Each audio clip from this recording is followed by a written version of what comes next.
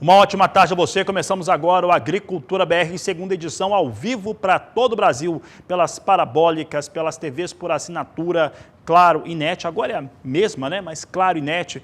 Você tem aí o canal do Boi, você transmitindo, tem no YouTube, tem no Facebook, tem no nosso portal sba1.com e também pela Neo TV, em diversas emissoras aqui, em diversas processadoras no Brasil e também no Paraguai. A partir desse momento, a Agricultura BR é transmitido no Mato Grosso do Sul com sinal aberto pela TV Imaculada Conceição. Eu começo essa edição falando logo de soja e falando sobre colheita. Isso porque o estado do Paraná, o segundo maior produtor da oleaginosa do país, atingiu 85% de área colhida. É o que a Agricultura BR mostra agora. Vamos saber como é que vem o índice de desenvolvimento das áreas de lavoura. Põe na tela. Fase de maturação chegando a 83% de acordo com o Departamento de Economia Rural da Secretaria de Agricultura do estado do Paraná. 16% vem em frutificação, 1% em floração, aquela soja mais tardia.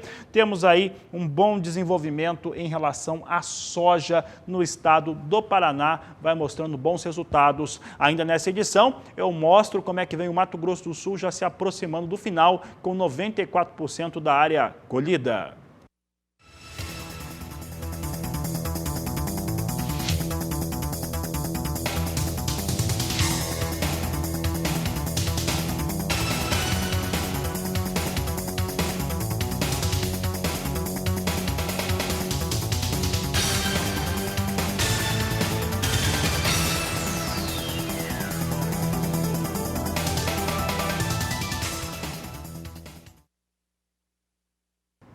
Falando ainda do estado do Paraná, os pesquisadores da Embrapa Soja, que é localizado no estado, têm recebido cada vez mais relatos de registro de soja esverdeada. E isso tem trazido algumas preocupações, os pesquisadores têm debatido o assunto. Nós vamos ver agora o pesquisador José de Barros, da Embrapa Soja, falando um pouco a respeito do tema. Na presente safra tem sido relatado na colheita a ocorrência de altos índices de grãos e sementes esverdeadas, chegando a níveis de 30%, 40%, 50%. Isso tem ocorrido com mais frequência em algumas regiões do Rio Grande do Sul, Santa Catarina, Paraná, São Paulo e Mato Grosso do Sul, uma vez que secas ocorreram associadas com altas temperaturas nas fases de maturação e pré-colheita. Nessa situação, ocorre uma maturação forçada das sementes devido à morte prematura da planta. E nessa situação de altas temperaturas, duas enzimas, a magnésio quelatase e a clorofilase, são desativadas. Elas são as responsáveis pela degradação do pigmento verde, que é a clorofila, deixando a soja numa situação normal de coloração amarela. Mesmo para grãos, isso é um problema, porque no esmagamento e na produção de óleo, a clorofila permanece no óleo, e então filtragens especiais devem ser feitas para remover a clorofila do óleo. Em sementes, o problema é muito mais sério, porque a presença de sementes esverdeadas em lotes de sementes podem resultar em drásticas reduções na germinação e no vigor das sementes. Índices de até 9% em situações emergenciais de sementes esverdeadas em pré-colheita podem ser toleradas pelos produtores de sementes. O ideal seria que nós tivéssemos 0%, sem semente verde. Mas, mesmo assim, nós temos que ter cuidados especiais. Lotes de sementes que tenham altos índices de sementes verdes, nós conseguimos remover essas sementes através de máquinas que são selecionadoras com base de cor e também na classificação do tamanho da semente. Uma vez que as sementes esverdeadas são menores, com a classificação do tamanho, a maior porcentagem de sementes verdes vai permanecer nas sementes menores, que seriam então descartadas. Uma outra sugestão para pessoas que estão trabalhando com lotes de sementes com a presença de sementes verdes seria armazená-las em condições climatizadas, com baixas temperaturas, ao redor de 10 a 15 graus Celsius, e umidade relativa do ar ao redor de 60%. Maiores informações podem ser obtidas sobre sementes verdes na Círcula Técnica 91, que pode ser baixada diretamente do site da Embrapa Soja. Sigo falando de soja, agora falo do cenário internacional, trazendo números do Departamento de Agricultura norte-americano. Hoje teve a apresentação de dados com vendas de 163 mil, um pouco mais de 163 mil toneladas de soja, que um destino a mercados externos, ainda com venda na campanha 2019-2020. Você acompanha comigo agora como é que vem os negócios com soja na Bolsa de Chicago. Vamos ter aqui os números de operação. Você tem aqui hoje mercado com queda. Posição de maio, 8 dólares e 78 centes o bushel. Julho, 8,82. Agosto, 8 dólares e 83 centes mais 4 por bushel são os negócios com soja, vindo em queda hoje. Setembro, 8 dólares e 77 centes mais 4 por bushel são os negócios aqui com soja em Chicago. Deu uma engasgada, mas deu para tomar uma água agora, rapidamente. Vamos saber agora como é que vem os negócios com soja nos portos brasileiros. E olha, independente da situação de dólar neste momento, soja vai se mantendo para o preço agora, né, o mercado de agora, a R$100 por saca. É o que eu mostro agora. Você acompanha comigo dados em relação à soja, portos de Santos e Paranaguá, ambos a R$100 a saca de 60 quilos, de acordo com a apuração da Grãos Corretora, é o que nós vamos destacando por aqui no Agricultura BR. Olha, o preço que estava de pagamento, né, para soja no mês de agosto chegou até R$110 nessa semana, nesse momento vai registrando. Então, agosto é que vem com alguma queda, mas os demais valores vêm com situação muito favorável. R$102, nada mal, entrega em agosto para a soja brasileira nos portos de Santos e também Paranaguá. É o destaque do Agricultura BR neste momento, vai trazendo para você aqui informações relevantes aí para o seu negócio. E como é que está o dólar? Como é que está o dólar comercial? É o que eu mostro agora. Você vai saber como é que vem a operação com a moeda norte-americana. Nós temos aqui muitos efeitos que são relacionados a coronavírus. Entretanto, esses efeitos têm sido positivos para o agro brasileiro. Temos o dólar, pode colocar na tela. Daqui a pouquinho nós vamos ter a moeda norte-americana, o dólar comercial agora sim, estou vendo no retorno, R$ 5,09 mais 9, alta de 2,06%, é o que a Agricultura BR vai trazendo para você. E olha, eu quis falar a respeito, né, o dólar mais alto é um efeito direto do coronavírus. Nós temos dois efeitos que são muito ruins para a população mundial, mas eu quero pensar aqui principalmente na população brasileira. Olha, na China, onde foi originado a questão do coronavírus, onde teve origem, onde ele teve o seu epicentro inicial, por lá os chineses voltaram à sua normalidade, voltaram ao seu trabalho, etc., voltando a todas as atividades que tinham. Sorte para os chineses, né? Boa sorte, um trabalho que foi feito lá de contenção das pessoas, é uma economia muito rica e conseguiu lidar com isso de uma maneira melhor do que outros países e eles já estão retomando todas as atividades por lá. Tem gente que critica, particularmente há algo para se comemorar nisso, já que a China é o maior parceiro comercial do Brasil. Mas o problema é que esse vírus da China foi para todas as partes do mundo e aqui no Brasil também, e ele ameaça o cidadão brasileiro como um todo, não só por conta da doença, mas também sobre os fatores da economia. Nessa semana nós tivemos o presidente Jair Bolsonaro fazendo um discurso que foi mal interpretado por muita gente. Ele não disse em nenhum momento que deveria se deixar de cuidar das pessoas. O que ele disse é que precisa cuidar das pessoas e precisa também cuidar que essas pessoas tenham vida após o coronavírus. Não tem como você ter um país totalmente parado.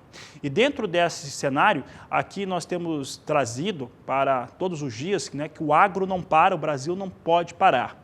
E o Canal do Boi apoia todas as iniciativas que são feitas para apoiar a população, como um leilão que vai acontecer no dia de hoje, a partir das 14 horas, no horário de Brasília. É um leilão em prol da vida, a Canal do Boi vai trazer para você, e muita gente importante está participando, participa doando animais, doando também utensílios, doando também instrumentos musicais, como é o caso do Bruno, da dupla Bruno e Marrone. E o Bruno tem um recado aí para você e você acompanha aqui no Agricultura BR. Então, eu estou autografando um violão aqui para ser leiloado para o leilão Agro pela Vida do ministro Cabreira, em prol Hospital de São José do Rio Preto aos infectados pelo coronavírus, tá bom? Que arrecade muito dinheiro para ajudar essas pessoas aí. Um abraço, gente. Grande Bruno, é uma oportunidade que você tem de participar e também fazer com que os impactos sejam menores. Muita gente precisa desse apoio, né? O Brasil é um país empobrecido, é um país que precisa trabalhar, entendemos, e esse entendimento não é com base em achar, mas sim também no que se tem das informações científicas. Várias partes do Brasil têm uma densidade demográfica muito baixa. É o caso do centro-oeste brasileiro, a densidade é baixa. Algumas necessidades de paralisações talvez não sejam como aquelas que existem em São Paulo, Rio de Janeiro ou Belo Horizonte. Isso precisa ser observado. Leilão acontece na tarde de hoje, às 14 horas no horário de Brasília. Portanto, a nossa programação normal, ela só volta depois que esse leilão encerrar. Por volta das 17 horas, já vai voltar dentro do programa Mais Pecuária. Hoje não vai ter a terceira edição da Agricultura BR, mas nós vamos estar juntos acompanhando esse leilão. E eu espero que você participe, tem muita coisa boa para você para participar, ter um produto que vai te ajudar aí, vai ser bom para você e vai ajudar muita gente aí no estado de São Paulo. Eu vou para o intervalo comercial, daqui a pouco eu falo a respeito do mercado do milho. Agricultura BR, volta já! E a analista de mercado Lígia Pimentel conversou com a repórter Rosa Cabral a respeito do momento de mercado em torno do consumo interno no Brasil e principalmente o que tem acontecido para o cenário brasileiro. É o que você confere agora no Agricultura BR. Bom, gente, nessa entrevista com a Lígia Pimentel, diretora executiva da Agrifato, a gente vai procurar traçar um panorama geral, fazer um diagnóstico, na verdade, eu pedi isso a ela, né, sobre a nossa produção, a cadeia produtiva brasileira nesse momento do coronavírus, né, de que maneira está se comportando esse mercado, a balança comercial, o consumo de proteína e, inclusive, uma análise geral também do mercado internacional. Aí nós vamos falar de China e Europa, que são grandes corredores da nossa produção, né? Consome muito bem a nossa proteína. E também a demanda da indústria, como é que a indústria está se ajustando nesse momento? A gente pode sinalizar aí uma possível crise? Bom, Lígia, desde já, muito obrigada por abrir um espaço na sua agenda e a gente vai procurar esclarecer, né? Seguindo esse raciocínio das perguntas. Obrigada. Fala pessoal, aqui é a Lígia Pimentel, diretora executiva da Agrifato. Em primeiro lugar, eu queria agradecer pelo convite para participar aqui da entrevista. E a gente tem alguns fatores aqui para discutir hoje, né? Em primeiro lugar, o desenrolar do coronavírus na pecuária brasileira, né? Então, num primeiro momento, a gente teve aí alguns cancelamentos externos, em primeiro lugar por conta da China, quando eles começaram a controlar a circulação de pessoas lá, né? O consumo de carne bovina lá ele é feito especialmente fora dos lares, principalmente fora dos lares. Então, quando mandou-se todo mundo para dentro das residências, houve uma migração de consumo para proteína, principalmente de frango. Esse é um dos motivos pelos quais a única proteína que aumentou em termos de volume de exportações aqui no Brasil foi o frango, né? Exatamente por esse motivo. E agora a China está voltando à normalidade, os embarques estão querendo começar a pegar tração de novo, né? A gente vê aí que, num segundo momento, o vírus ele tomou conta aí da Europa, certo?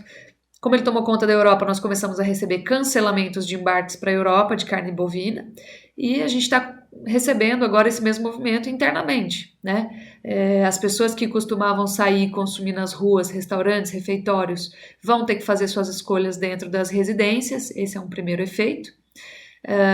E aí, dentro dessa escolha e de um temor, né, de uma dificuldade financeira, porque o negócio não está indo bem, a gente sabe que mais de metade da população está fora da CLT, né, tem trabalhos aí que não são catalogados dentro da CLT, então tem muito pequeno e médio empresário no Brasil, esses caras estão sofrendo aí de maneira muito dura os efeitos do coronavírus, então eles vão ter que fazer um aperto de cinto, E aí, na hora de escolher no supermercado entre a carne bovina e de frango, a gente tem um pouco da migração da demanda para a carne de frango, considerando esse extrato da população aí de classe média e que tem grande influência do que está acontecendo com os pequenos e médios empresários, tá? Como isso diminui a demanda no primeiro momento, foi necessário que a indústria fizesse um ajuste dos abates. E é exatamente o que a gente viu através da paralisação de plantas do Minerva, da JBS e da Marfrig também, né? Então isso nada mais é do que um ajuste produtivo em resposta à queda de demanda, tanto do lado de fora, né, da Europa principalmente, Irã, a gente vê dificuldade de compra por parte do Chile também e do nosso mercado interno, tá?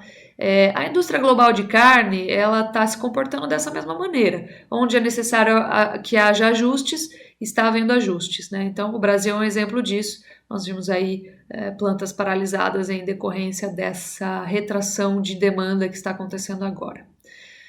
Para os próximos meses, a gente está fazendo uma transferência de canal de distribuição, né, dos restaurantes e refeitórios diretamente para os supermercados. Então, os supermercados aí, eles vão ter que se manter abastecidos, tá? Eu acho que o ajuste produtivo ele já aconteceu por enquanto. Pode ser que ainda tenha algum resquício disso para acontecer, mas ele já aconteceu. O boi gordo voltou a se firmar aí na casa dos R$190, R$195 preço São Paulo. E aí esse mesmo movimento se estendendo, proliferando aí para as outras praças pecuárias, tá? Mas a gente vai usar São Paulo aqui nessa análise como referência. E a gente entende que agora, num primeiro momento, a coisa estabilizou, né? Só que dentro de uma estabilidade, um equilíbrio muito, muito frágil. Qualquer mudança nessas variáveis que a gente citou aqui pode levar o boi gordo para baixo ou para cima. As escalas de abate estão curtas, tá? Elas atendem aí entre 2 e 4 dias, com uma média de 3, nível Brasil, que é bastante curto, né? E qualquer consumo adicional de carne, qualquer necessidade mais urgente de refazer as gôndolas, vai trazer uma pressão positiva para o boi gordo nesse momento. Tá aí a Lígia Pimentel conversando com Rosa Cabral, entrevista que você acompanha aqui no canal do Boi, também vai acessá-la no portal do sba1.com. De acordo com as informações que vão chegando de pecuaristas de várias partes do país, há registros no estado de São Paulo de negócios entre R$200 e R$203 por arroba. Nós temos falado isso já há algum tempo em relação ao pecuarista brasileiro, tem sofrido uma pressão muito forte, da indústria frigorífica, que está com faturamento elevadíssimo, como já disse em editorial durante essa semana, quando você observa o que vai acontecendo no mês de março em relação à indústria frigorífica exportadora, tentou exercer pressão de preços, e aqui no Mato Grosso do Sul, entre R$150 e R$160 arroba, foram propostas absurdas que foram feitas, proposta de 185 no estado de São Paulo. Nós temos uma melhora interessante em relação aos valores, e São Paulo já tem um registro de R$200. O que a gente vinha dizendo com pecuaristas se o preço é baixo, se o preço não remunera adequadamente, não venda.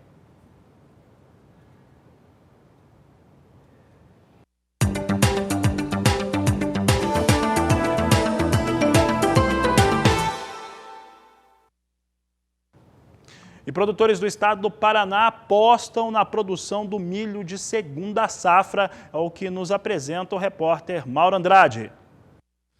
O milho verão ou milho de primeira safra é pouco representativo no estado do Paraná, porque plantamos somente 347 mil hectares, mas com altas produtividades. Nesse ano, o rendimento médio das lavouras paranaenses está próximo a 10 mil quilos por hectare, num momento em que os preços do milho estão bastante atrativos.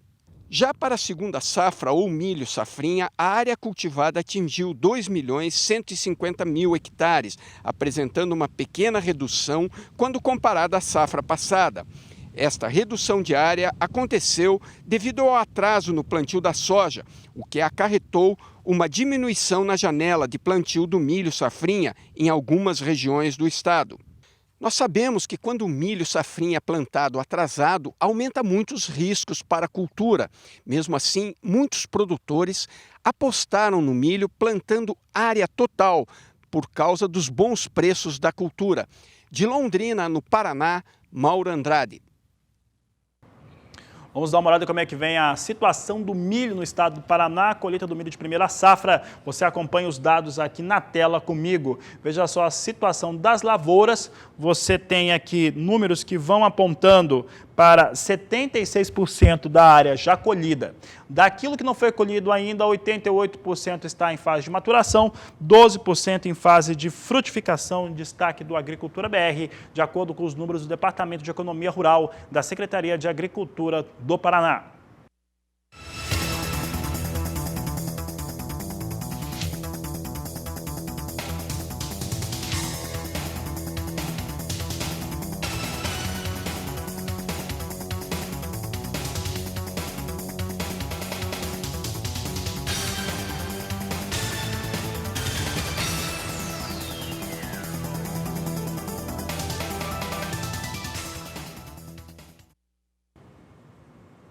O Departamento de Agricultura dos Estados Unidos informou vendas de 114.048 toneladas de milho na manhã desta sexta-feira. Vamos ver como é que o mercado do milho nos Estados Unidos reage. Bolsa de Chicago é o destaque de agora no Agricultura BR. Você tem aqui a posição de maio, posições aqui recuando até um pouco mais. O mais curto prazo vai caindo 0,7%. Maio é 3 dólares 46 centos mais 6 o bushel. Julho, 3 dólares 52 centos mais 4. Setembro, 3 dólares 57 centos por bushel. Trago destaque aqui em relação a dezembro, 3 dólares 65 centos por bushel. Negócios em queda para o milho na Bolsa de Chicago, sem muita alteração, sem força para subir. E a colheita de soja no estado do Mato Grosso do Sul já atingiu 94%. E este é o assunto da entrevista realizada com André Dobache, presidente da ProSoja do estado, a Rosa Cabral. Veja. E a colheita da soja em Mato Grosso do Sul, a que pé está nesse momento coronavírus? Pegamos carona aí na estrada, na lida do presidente da ProSoja do estado, e ele nos dá um feedback sobre isso, mas a soja está bem adiantada, praticamente no finalzinho.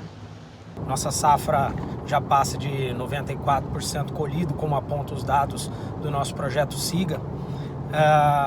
Graças a Deus estamos tendo uma safra de ótimos números, a produtividade aí tudo indica que a gente vai fechar acima dos 56 sacos de média, como a gente já vinha estimando há algum tempo atrás. E isso eleva a nossa produção aí para casa das 10 milhões e meia, 10 milhões e 600 mil toneladas no Mato Grosso do Sul, um recorde de produtividade e um recorde de produção sul-mato-grossense. O que estava esperado aí para os próximos 3 anos, a gente já está colhendo nesse ano de 2019 e 2020. Comercialização em torno de 60% já comercializado dessa safra, e com todo esse contexto de pandemia, de isolamento do coronavírus, os produtores extremamente apreensivos e em estado de alerta em função dessa pandemia, os produtores colocando aí as suas fazendas em um ritmo um pouco mais desacelerado, porém trabalhando para garantir o abastecimento. Os caminhões, a gente procura não deixar os motoristas descerem nas propriedades, eles carregam e recebem as notas de dentro da cabine mesmo, fazendo assim um isolamento com o restante das fazendas, do pessoal das fazendas, e interrompemos visitas de comerciais, de vendedores, de representantes de empresas, para que a gente não tenha contato com pessoas de fora da propriedade. Quando os colaboradores vão tomar o tereré, cada um tem o seu kit, então paramos de fazer aquela confraternização que era tomar o tereré com outros amigos pelo motivo do coronavírus. A ProSoja se mantém à disposição de todos os produtores para qualquer tipo de demanda, e vamos vencer essa pandemia o mais rápido possível, sempre lembrando que o agro não pode parar. A gente vê aí que a turma está na lida, né? Com os devidos cuidados, o agronegócio não para, essa parte da economia do Brasil tão importante para todos nós, né? Bom, André, muito obrigado, para você um abraço, e a todos que acompanham o canal do Boi. Tenho dito aqui diariamente, o agro não para e o Brasil não pode parar. Esse fundamento, ele precisa ser observado pelas autoridades, principalmente nas regiões onde é possível se trabalhar com segurança, que as pessoas voltem às suas atividades de maneira segura. Entendem? Essa questão, as pessoas precisam se cuidar, não é disso, né? Não ter cuidado. Se cuida, mas que voltem às suas atividades em todos os locais onde é possível estar trabalhando. Sobre este assunto, nós fizemos um questionamento ao Dr. Marcos Fava Neves. Marcos Fava Neves é uma das maiores autoridades do agronegócio brasileiro. Ele é o doutor agro, o pessoal conhece também muito ele por conta desse fundamento, e é um especialista em planejamento estratégico do setor. E nós quisemos saber quando que ou como que pode ser a recuperação da economia nacional após essa paralisação causada pelo coronavírus. Essa pergunta é difícil, viu? A capacidade nossa de recuperação vai depender do tempo em que ficar essa paralisação quase que total de atividades. Quanto antes ela acabar, mais rápido começa aí a nossa recuperação. Então eu sou favorável a uma liberação parcial já das atividades, tomando toda a segurança possível para que a economia do país volte a caminhar novamente e proibindo aquelas de maior risco por mais tempo, né, para que possa também ir acontecendo aí uma imunização gradual da população brasileira sem sobrecarregar o sistema de saúde. É preciso começar a soltar já, porque senão a nossa recuperação vai ser muito difícil, né? Vai ter interrupção já de contratos, de aluguéis e uma série de coisas que muitos negócios não aguentam um período muito longo. Eu vi agora um estudo de um banco multinacional que, por exemplo, o setor de restaurantes, em 18 dias em média, ele quebra sem entrada de faturamento. Então, para a recuperação da economia brasileira, nós temos que imediatamente começar a liberalizar as atividades que têm menor risco e o país voltar a caminhar. Foi um golpe brutal, eu nunca vi desse tamanho aí na nossa economia, com essa freada. Nós não sabemos ainda direito quais os impactos que tem pela frente, mas a gente tem que manter o otimismo, que vai dar certo e a gente começa a acelerar outra vez. Tá aí o professor Marcos Fava Neves falando a respeito do assunto, e o fato é esse, né? O Brasil não pode parar. Essa situação ela precisa ser entendida por todas as partes, as pessoas que são mais sujeitas, que estão num grupo chamado de risco, todo mundo está em risco. Mas tem pessoas que são mais sensíveis a esse risco, elas precisam estar protegidas e as pessoas precisam se defender dele, tomando todas as medidas necessárias para que não haja contaminação ou o menor número de contaminações possíveis. Mas é exatamente muito necessário que o país volte a trabalhar, que as pessoas voltem para as suas atividades. É algo fundamental para que o remédio que está sendo dado, esse medicamento, não venha a trazer um impacto ainda pior do que a própria doença, do que o próprio coronavírus.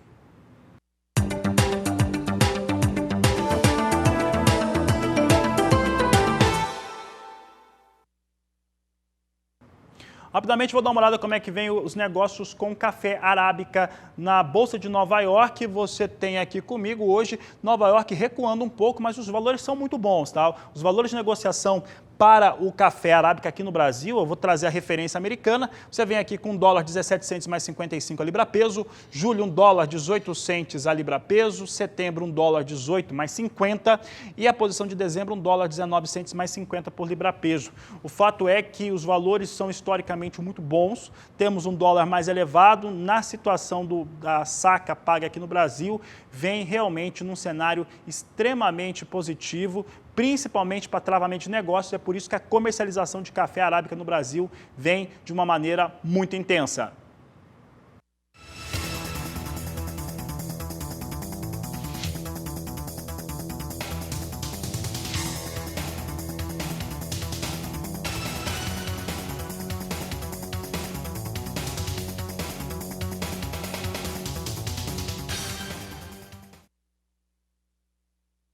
Situação para o mercado de café vem boa, você viu ali com o tipo 1, né, acima de R$560, R$569, há travamento de negócios na marca de R$600 por saca e o produtor, o cafeicultor, tem aproveitado a situação atual.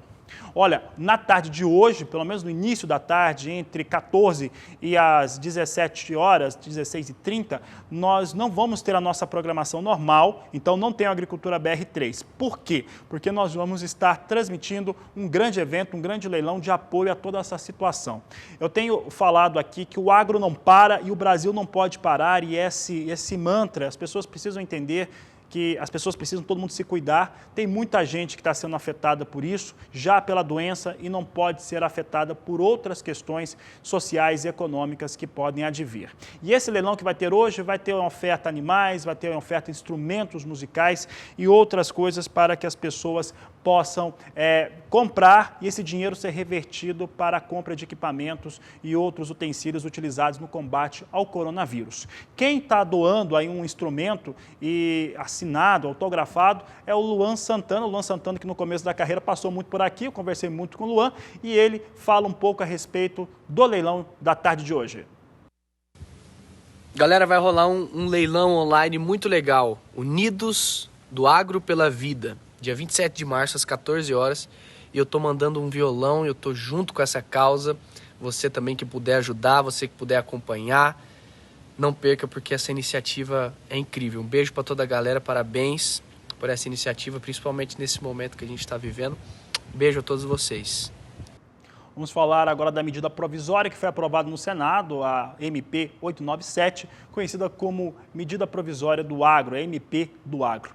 Ela visa facilitar o acesso, reduzir a burocracia para acesso ao crédito. Com isso, produtores rurais podem ter acesso a até 5 bilhões de reais. Para falar a respeito deste assunto, eu vou conversar com Mariana Bonara, ela que é CEO de uma empresa que trabalha exatamente com esse tipo de análise. Mariana, boa tarde. Como é que funciona, como é que vai se dar essa MP do Agro para o produtor brasileiro?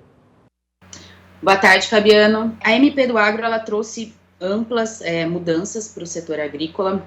A gente tem desde a novas possibilidades de criação de fundos entre produtores, até alterações nas regras de financiamento, e principalmente ela trouxe para o mercado agrícola a possibilidade de utilizar meios digitais para a emissão de títulos e garantias de crédito agrícola. Isso nos traz uma perspectiva de uma grande dinamização dos negócios de financiamento e até a possibilidade da gente criar novos modelos de negócio dentro da economia digital. Para os produtores, como é que tem sido esse acesso aos processos digitais, Mariana?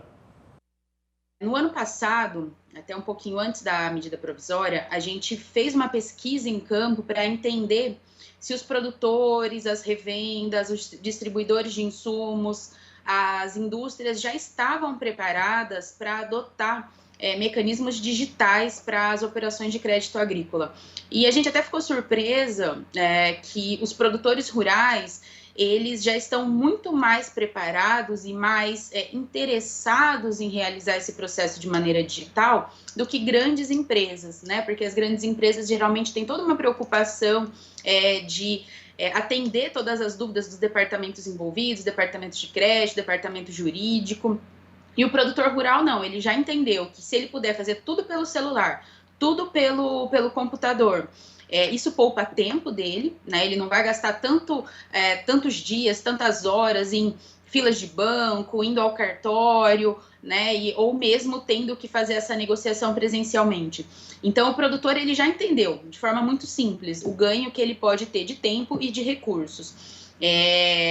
Os cartórios começaram a se mobilizar para adotar a tecnologia digital no recebimento das garantias agrícolas agora. Nós temos vários estágios, né, dos cartórios brasileiros, nós temos estados que já estão amplamente estruturados tecnologicamente para fazer o recebimento desses títulos, mas nós temos outros estados que sequer ouviram falar das garantias eletrônicas.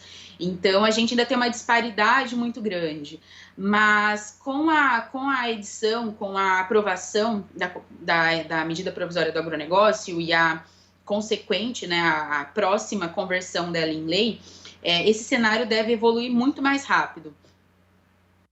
Mariana, como que o produtor tem acesso ao certificado digital? O produtor rural consegue, é uma coisa até muito importante a gente comentar. O produtor rural ele precisa estar preparado para quando os vendedores de insumos, os credores, possibilitarem a assinatura digital de todas essas garantias e a própria negociação digital. Então, o que os produtores rurais precisam fazer, os que ainda não fizeram? Eles precisam buscar meios de obter o certificado digital deles, que é o famoso eCPF, né? Aquele token ou aquele cartão que permite que ele assine qualquer documento de forma digital, tá? Ele, dependendo do certificado que ele utilizar, ele vai ter que fazer um processo diferente, mas esse certificado vai ser o formato exigido por todos os cartórios e a maior parte dos credores e dos órgãos. Então, isso é muito importante. Isso é uma conversa que a gente tem feito com os produtores rurais com uma certa frequência. Além da aprovação da medida provisória, que muito em breve vai permitir que todos esses produtores rurais assinem a sua documentação digitalmente, a gente está entrando num momento muito crítico do Brasil, que é a quarentena em decorrência do coronavírus. E o produtor poder assinar esses documentos digitalmente vai permitir que ele não trave vários processos que ele precisaria ir até o cartório para reconhecer firma. Então, mais do que nunca, é importante que o produtor rural tenha o seu certificado digital.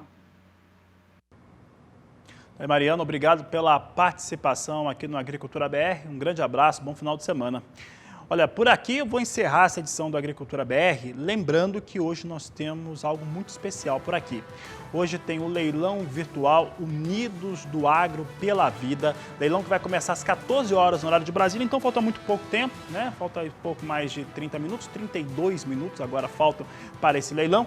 Esse leilão, ele vai colocar à disposição animais, instrumentos musicais, grandes músicos, instrumentos autografados por gente como Bruno Marrone, o Bruno do Bruno Marrone. Você vai ter aí o Luan Santana colocando também um violão autografado.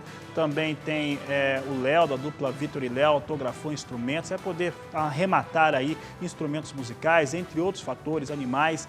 Mas o que importa mesmo é que quem participa desse leilão, arremata, faz os seus lances, vai contribuir para o combate ao coronavírus, e o recurso que vai ser arrecadado será para doação aos hospitais que estão combatendo, né, que são as referências contra o coronavírus na cidade de Rio Preto, no estado de São Paulo. Hoje não vai ter o Agricultura BR terceira edição, por conta desse grande evento, mas estaremos por aqui acompanhando. Então, olha, um grande abraço para você, realize bons negócios sempre, o agro não para, o Brasil não pode parar, mas a gente sempre conta com a ajuda de todos, principalmente quem é do agronegócio, está trabalhando. Eu sei que está todo mundo no campo, está todo mundo atuando, mas vamos ajudar também a quem tem menos situações, né, uma situação um pouco mais difícil. Então, peço a você que participe do leilão de hoje. Um grande abraço e até mais.